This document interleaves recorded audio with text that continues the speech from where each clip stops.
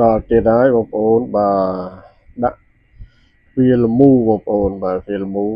ឡូវពងក្រុមការងារពងតែដាក់ទ្វារលមូមកវងបងប្អូននៅហាងកាហ្វេបងប្អូននៅហាងកាហ្វេបាទពងដាក់អឺឥឡូវយើងដាក់រឿងចូលឲ្យហើយឥឡូវយើងចាប់ដើមកັບសង្កសីក្នុងបងប្អូនបាទនេះរួចរាល់ហើយបងប្អូនបាទនឹងហើយយើងអែមបងប្អូនបាទរួចហើយតម្លាក់មកឲ្យបានហើយឥឡូវយើងចាប់ផ្ដើមសូកសង្កសីបិទទៅខាងក្នុងបងប្អូន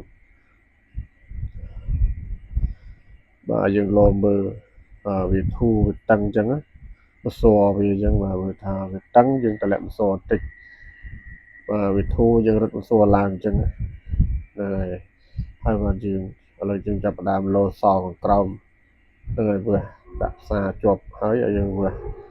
យើងលមើលវាចាក់សោទៅចំអត់ចឹងយើងពេលរួចរាល់ហើយបានយើងអូខេបាទឥឡូវអូខេហើយ